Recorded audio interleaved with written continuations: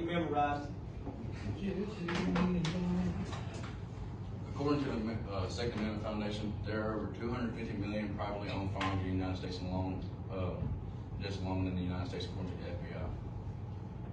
American citizens have the right to possess and carry firearms with them at all times unless they are in an area that is restricted to have a weapon. The interactive Constitution stated that the Heller and McDonald trial did indeed fail, but they allowed some control to come into place, such as bans on carrying firearms in sensitive places, such as schools and government buildings.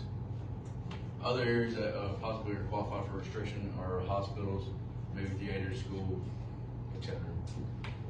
Overall, the reason why American people have the right of ownership from firearms is because of the Second Amendment. The Second Amendment states that a well-regulated militia being necessary to the security of a free state, the right of the people to keep and bear arms shall not be infringed, stated by the NRA ILO. Therefore, all law-abiding citizens can carry and possess firearms with them. The Second Amendment came to be when the Bill of Rights was successfully written by Thomas Jefferson and the Founding Fathers after the War of Great Britain in 1776. The belief of an early American settlers that there were, in addition for a well-founded fear for the settlers that newly formed government would have the right to seize any or all personal firearms from American people. Therefore, taking away the rights to participate in sports such as hunting, wild game, so the Second Amendment came to be. What is a militia? A militia is defined by history.com. Authors is a militia referred to groups of men who banded together to protect their communities, towns, colonies, and eventually states. Therefore, a militia is American citizens who own weaponry and use them lawfully, considering the statement of well-regulated. As it stands, over the homeless, criminals, and terrorists are people who are not law-abiding citizens and can be considered threats to lawfully citizens of America. They are the majority of the well-regulated militia. Therefore, the need of personal protection from homeland criminals is a huge reason for the need of the Second Amendment. In other words, self-defense. When can self-defense be used? Self-defense is usually justified if you believe your life or health is in immediate danger, stated by the Second Amendment Foundation. So if you consider your life to be in peril, then you can use the lethal force to obtain your safety. Otherwise, in certain states, considering their laws, you must wait until you are being physically attacked. As I mentioned about the Second Amendment Foundation, which is statistically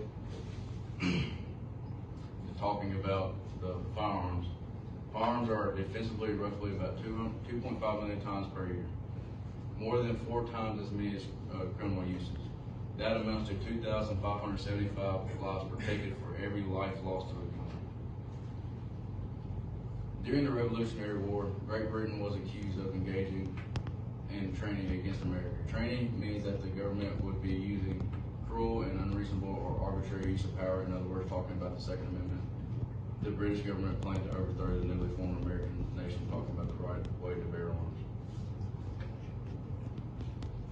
arms.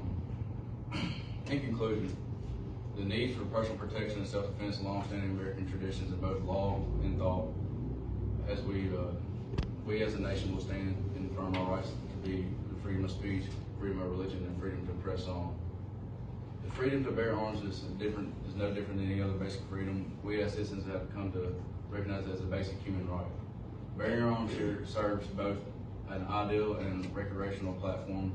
We are a diverse and unique nation, divided at times, but united through this general knowledge that the rights won by our ancestors and contributions, be it those legislative, democratic, or bloodly warfare, still hold true today.